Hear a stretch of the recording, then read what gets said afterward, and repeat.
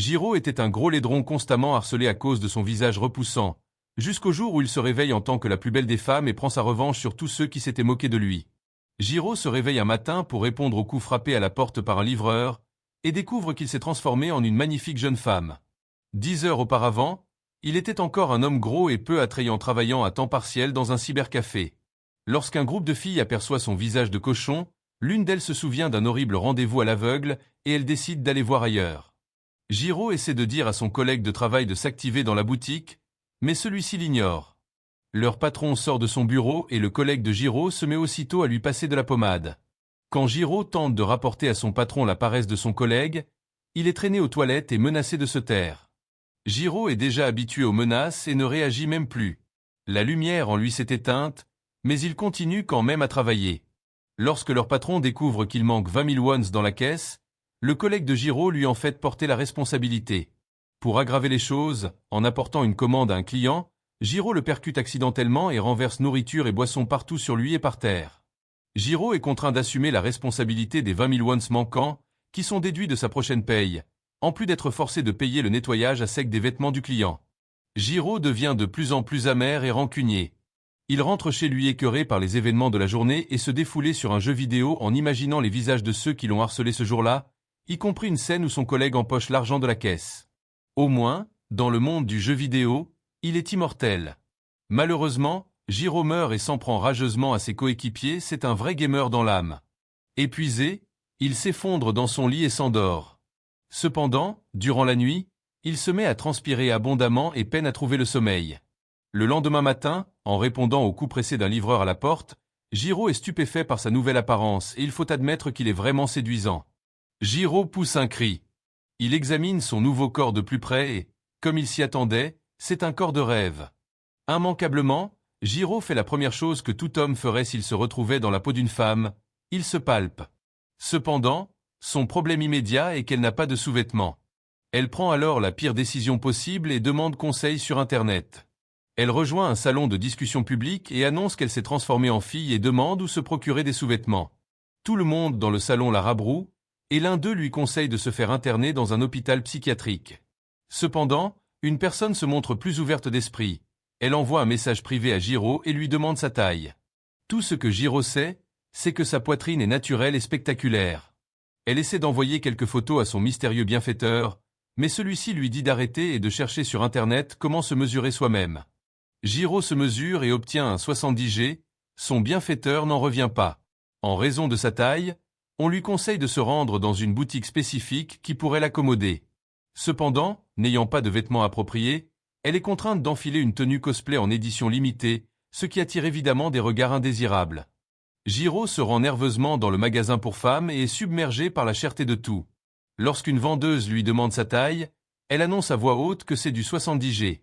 Les clientes à proximité sont sidérées, et une relation en est même mise en péril tant c'est imposant. Elle essaie d'enfiler les sous-vêtements dans une cabine d'essayage mais a du mal à les mettre. Quand la vendeuse vient aux nouvelles, Jiro se retrouve instinctivement gêné et pousse un cri. Après avoir acheté les sous-vêtements dont elle a besoin, elle reçoit un message de son bienfaiteur lui révélant qu'elle est suivie.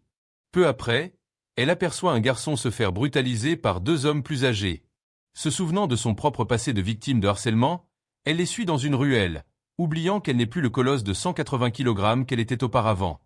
Jiro se retrouve elle-même harcelée, mais est sauvée lorsqu'un passant attire l'attention de la police, forçant les hommes à fuir. Le jeune garçon la remercie et s'en va. Alors que Jiro s'affaisse contre le mur, le passant s'approche et se présente. C'est Chika, la personne qui lui avait envoyé un message plus tôt. Après que Chika lui achète de nouveaux vêtements pour mettre en valeur son nouveau corps de rêve, elles partent déjeuner ensemble. Chika est consternée par le manque de manières à table de Jiro et par sa grossièreté, qui contraste totalement avec son apparence raffinée de princesse. Elle doit même lui rappeler de croiser les jambes en s'asseyant. Elle rappelle à Jiro qu'elle est désormais une fille et qu'elle devrait se comporter en conséquence. Chika lui propose d'être son amie et elles font du shopping ensemble. Mais Chika est exaspérée par l'obstination de Jiro à vouloir conserver ses anciens passe-temps. Adieu les figurines d'anime et la construction de maquettes de Gunpla, place au café chic et aux activités artistiques et créatives. Chika est horrifiée d'apprendre que Jiro n'a pas pris de douche depuis plus d'1 semaine, ce qui donne lieu à un cours magistral sur l'hygiène, le maintien et le style. Chika a vraiment du pain sur la planche et elle entraîne Jiro faire des emplettes pour la transformer en vraie fille. Ensuite, Elles rendent visite à une diseuse de bonne aventure qui exprime sa compassion pour les épreuves de Jiro, mais la félicite pour son nouveau changement. Chika demande une prédiction pour sa vie amoureuse, mais la diseuse la met en garde de ne pas poursuivre le garçon qu'elle courtise actuellement, ce qui pousse Chika à la traiter d'imposteur. Tandis que Chika s'en va en tempêtant, la diseuse de bonne aventure perçoit que Jiro semble porter les vêtements de quelqu'un d'autre et l'avertit de retrouver sa propre identité, sinon le malheur s'abattra sur elle. En sortant de la tente, Jiro ne trouve plus trace de Chika. Chika s'en va retrouver Kenja, son intérêt amoureux, et lui propose de lui préparer un hot pot de tofu, mais il décline, prétextant être trop fatigué. Chika joue tristement avec le chien de Kenja en se répétant que les choses vont s'arranger. Tandis que Jiro réfléchit aux paroles de la diseuse de bonne aventure, Chika lui rend soudainement visite, portant un sac en plastique rempli d'alcool. Jiro lui demande comment elle a trouvé son appartement, et elle répond que ce n'était pas bien difficile, toutes les filles sont des traqueurs dignes du FBI. Chika s'excuse d'être partie si brusquement, mais lui demande, en tant que garçon, ce qu'il pense d'elle.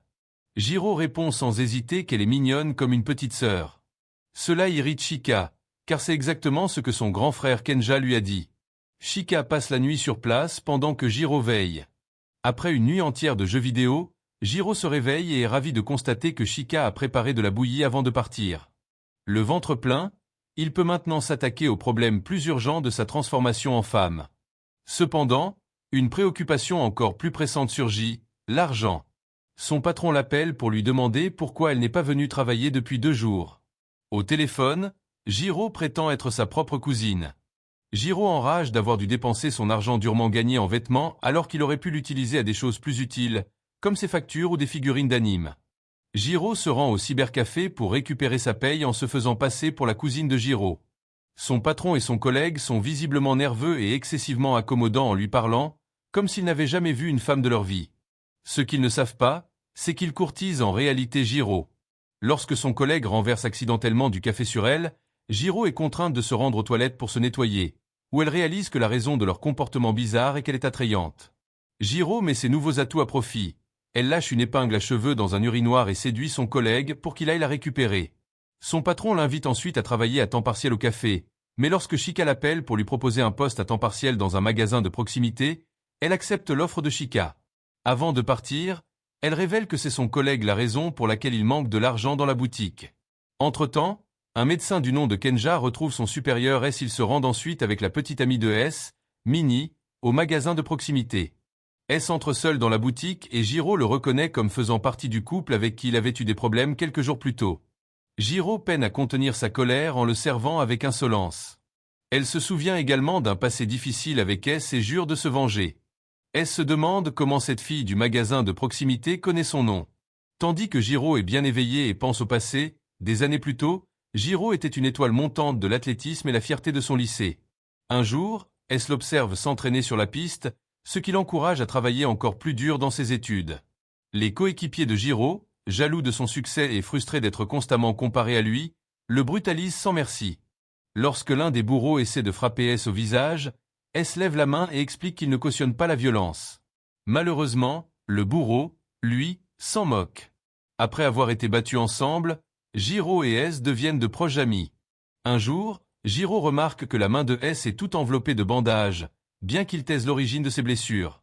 Plus tard, des bourreaux interrogent Jiro sur l'endroit où se trouve S, révélant que S a frappé l'un d'eux au visage.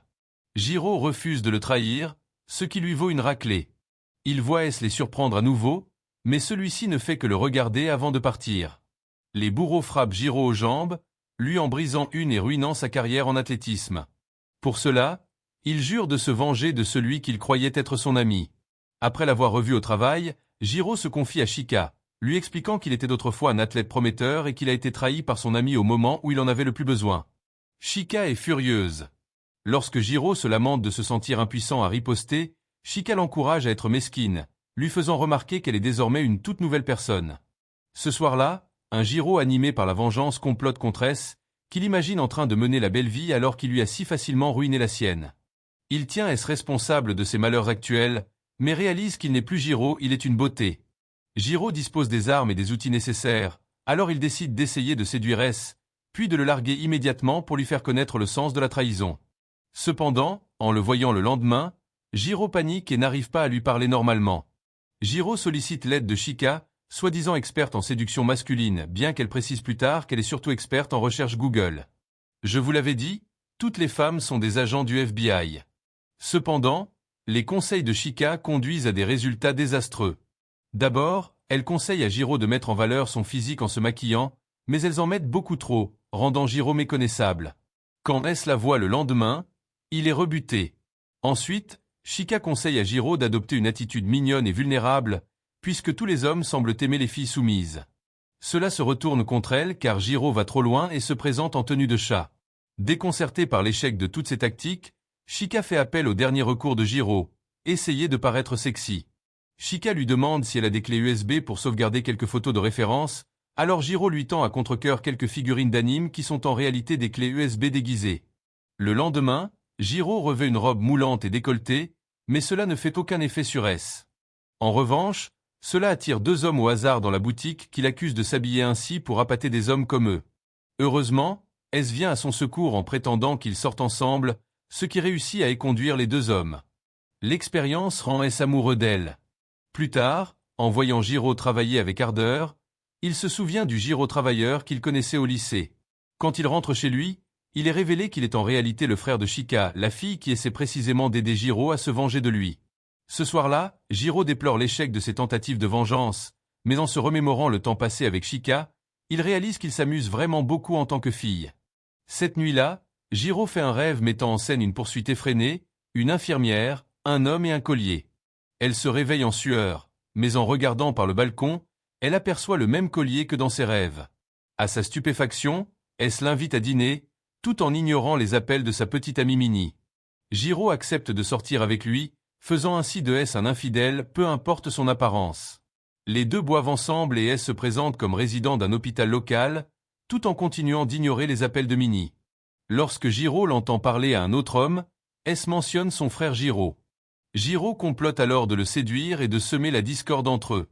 Quand S dit à Jiro qu'elle boit peu, elle le prend mal et commande une nouvelle tournée de bière. Plus tard, Jiro lui demande s'il a d'autres amis, mais en l'écoutant en parler, Jiro s'endort. Entre-temps, Minnie essaie désespérément de joindre S et finit par comprendre pourquoi il ne décroche pas quand elle et ses amis le voient porter Jiro. S envisage d'emmener Jiro dans un love hotel, mais quand elle se plaint d'avoir envie de vomir, il la porte plutôt jusqu'au parc. S apporte de l'eau à Jiro pour qu'elle cuive. Une Minnie furieuse repart de son côté. S évoque un ami qu'il avait au lycée, Jiro, mais remarque que Jiro s'est de nouveau endormi. En regardant son visage, il se demande depuis quand il n'a pas pu parler ainsi avec quelqu'un autour d'un verre. Jiro se réveille mais se plaint d'avoir envie d'uriner.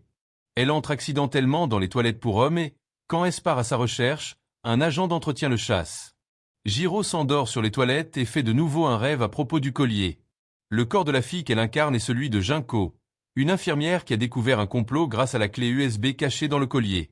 Junko découvre un enregistrement audio prouvant qu'un directeur médical a été assassiné. Un homme entre et, réalisant que Junko connaît la vérité, lui couvre la bouche. Jiro se réveille le lendemain matin sans aucun souvenir de la nuit précédente. Elle panique un moment, craignant d'avoir révélé sa véritable identité à S, mais ne trouve aucune preuve d'incident fâcheux. Cependant, l'incertitude le ronge. Il reçoit un appel de Chika qui l'invite au salon de coiffure et lui propose de lui payer à dîner, la nourriture gratuite, c'est tout ce qu'il fallait dire. Se souvenant du rêve de la nuit dernière, Jiro vérifie la clé USB du collier, et à son horreur, y trouve exactement le même enregistrement audio de la mort du directeur de l'hôpital. Jiro accompagne Chika au salon où elle subit une métamorphose glamour qui éblouit Jiro, on la comprend, les tombois aux cheveux courts ont une suprématie incontestable. Au déjeuner, Chika explique qu'elle a rendez-vous avec un garçon qu'elle a dans le cœur depuis un moment, Kenja.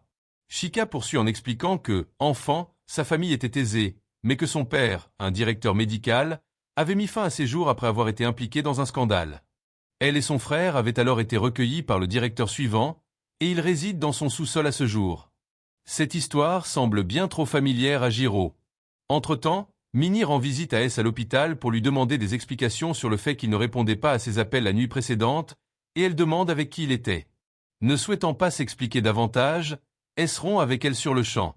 Lorsque Kenja arrive, une Minnie frustrée s'en va, mais jure que ce n'est pas terminé. Kenja reproche à S d'avoir rompu avec Minnie après tous les efforts qu'il avait faits pour les mettre ensemble. Quand S révèle qu'il était avec une fille la nuit précédente, Kenja demande une photo, menaçant de le battre si elle n'est pas plus jolie que Minnie. Alors que les deux font leur rotation, leur médecin sent l'alcool et leur rappelle de ne pas boire pendant leur période de formation. Une infirmière prénommée Jiro avoue qu'elle fêtait son 100e jour d'anniversaire de relation la nuit précédente. Le médecin lève les yeux au ciel et fait remarquer que c'était son 13e centième jour d'anniversaire. En rendant visite à des patients dans le coma, elle s'aperçoit quelqu'un de familier dans l'un des lits d'hôpital. C'est le vrai corps de Jiro. Jiro fait un autre cauchemar sur l'homme derrière la mort du précédent directeur de l'hôpital. Dans son rêve, alors que Junko se débat avec son agresseur, elle parvient à le blesser grièvement avant de s'enfuir avec la clé USB contenant les preuves de ses crimes. Cependant, l'homme qui s'avère être Kenja la rattrape et la tue vraisemblablement. Quand Jiro se réveille, elle trouve Chika évanouie à côté d'elle. Profondément ébranlé par le cauchemar, Jiro écoute de nouveau les enregistrements et comprend deux choses. Que le directeur adjoint a été tué par cet homme mystérieux, et que le corps qu'il occupe est celui de Junko, une infirmière de l'hôpital assassinée pour avoir découvert les preuves du meurtre. Elle reçoit un message de S qui l'invite à dîner. Jiro oublie un instant l'affaire du meurtre et se rappelle qu'elle est censée se venger de S quand Kenja remarque que S se prépare. Ce dernier l'invite à les rejoindre pour qu'il puisse la rencontrer. Entre-temps, Minnie rend visite à Jiro pendant qu'elle travaille. Elle la piège en lui faisant ouvrir une canette de bière pétillante et tente de l'intimider pour qu'elle cesse de boire S. Cependant, quand S arrive pour chercher Jiro, il saisit immédiatement la situation. Il couvre Jiro de sa veste et entraîne Minnie dehors, lui disant qu'il ne veut plus la voir. Une Minnie blessée lui gifle avant de partir. Alors que Tess et Jiro partent dîner, Kenja arrive également. Jiro le reconnaît comme le meurtrier de ses rêves et s'évanouit. Elle reprend connaissance à l'hôpital, où Kenja est visiblement troublé de voir une personne morte revenir à la vie. Chika rend également visite à Jiro, et tout le monde réalise qu'ils sont tous liés d'une manière ou d'une autre, que le monde est petit. Kenja se remémore Junko la vraie, une infirmière au grand cœur. Après la mort d'un jeune garçon d'une maladie en phase terminale, Kenja fait de son mieux pour la réconforter. Il se souvient ensuite de leur brève relation et de leur confrontation finale sur un pont. Dans le présent, Kenja transpire abondamment en posant les yeux sur quelqu'un qui, par tous les critères, devrait être mort. Jiro, accompagné de Chika et de S, rentre chez lui. À leur arrivée à son appartement, S chasse son frère. Après un goûter de l'après-midi, Chika se vante que Kenja l'a invité pour un autre rendez-vous. En parlant de lui, Jiro est troublé d'apprendre que le père de Kenja est l'actuel directeur, ce qui renforce les preuves audio selon lesquelles il est le meurtrier.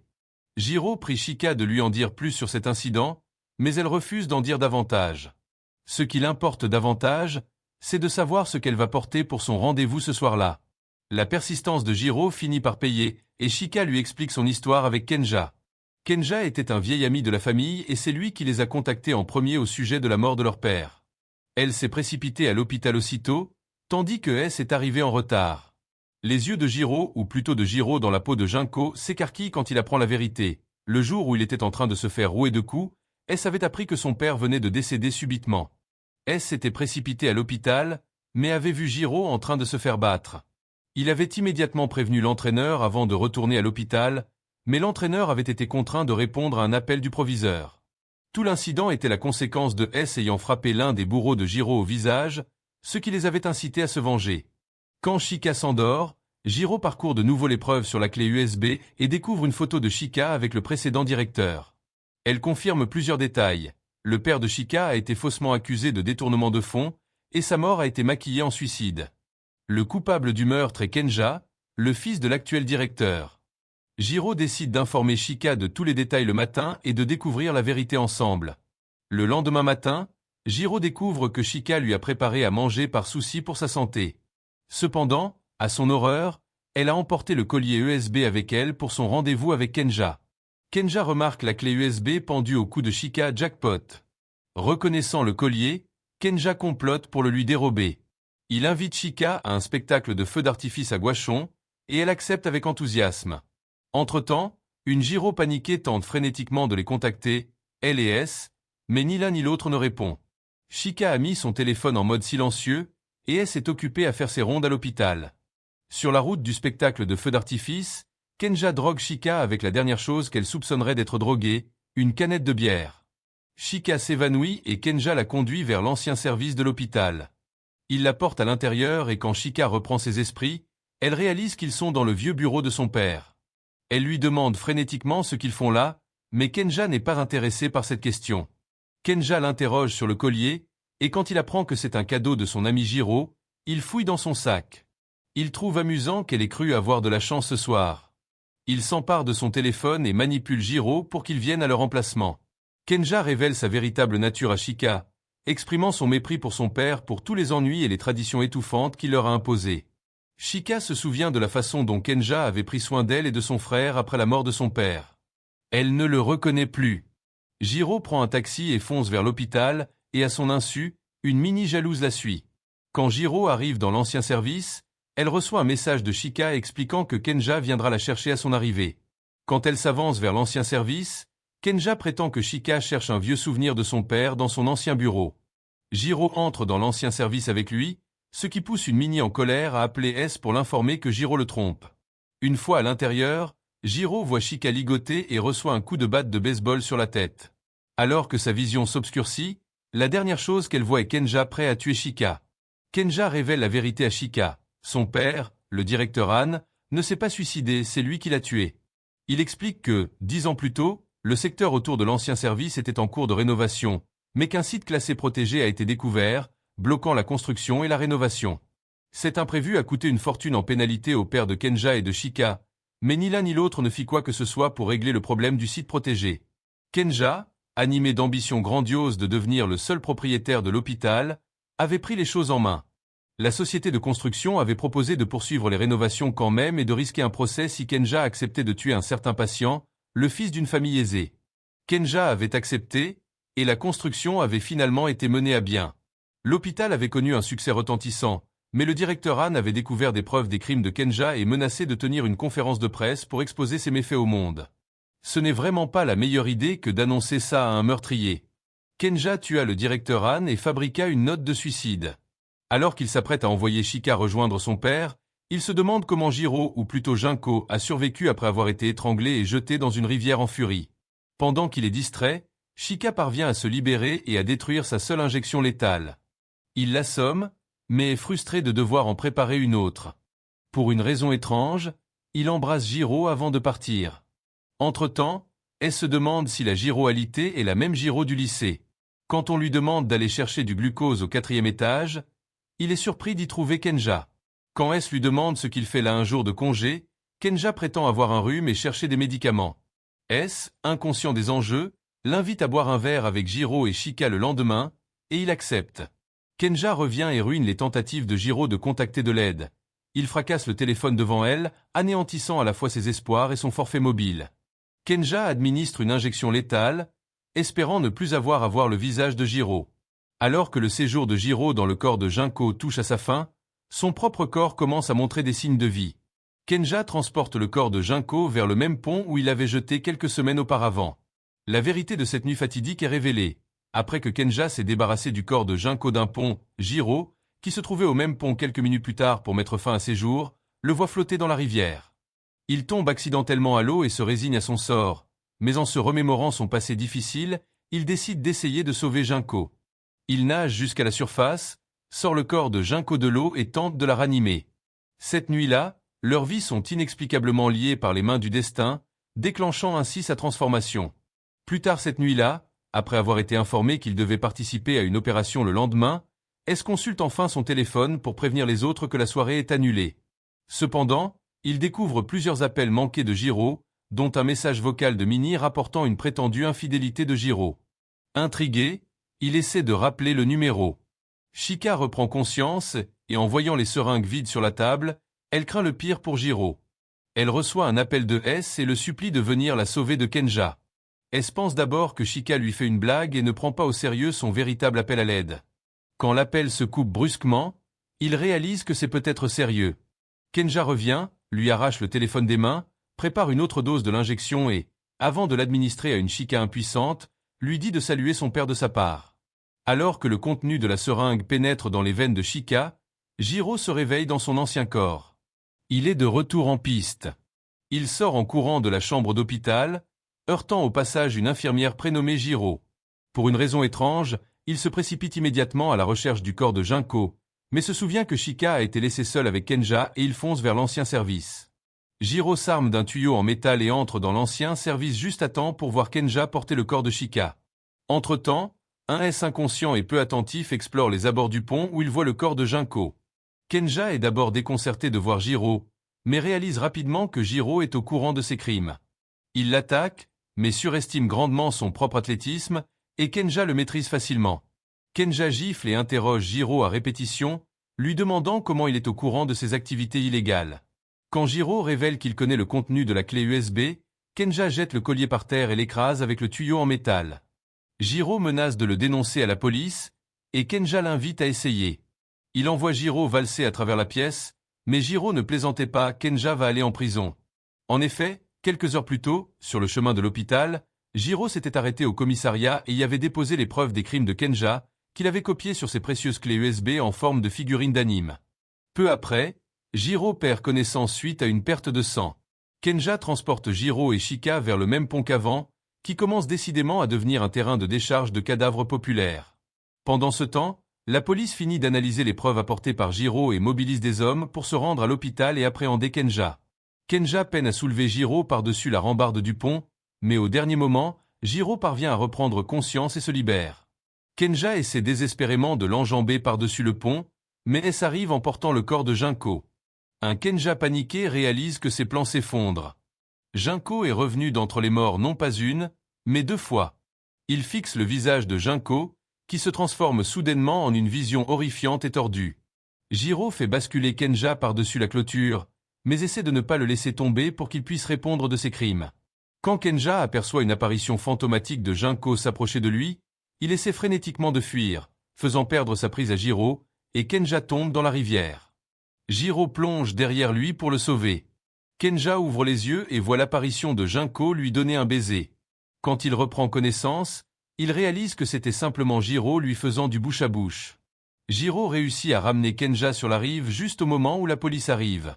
Tandis que Chika est transporté d'urgence à l'hôpital, la police emmène Kenja en garde à vue. S remercie Jiro pour son aide, Kenja s'en serait sorti si ce n'était pas pour ces maudits jeunes adultes qui mettent leur nez partout. Les deux se réconcilient et redeviennent amis, et Jiro lui dit en plaisantant de ne pas l'inviter à un rendez-vous. Ils rendent visite à Chika à l'hôpital et quand elle se réveille, elle est sous le choc de découvrir la véritable apparence de Jiro. Ils partagent quelques bières dans l'appartement de Jiro, et Chika agonise d'avoir fréquenté l'appartement d'un homme aussi peu soigné tout ce temps. Elle gifle Jiro dans le dos et exige que son ami Jiro lui revienne.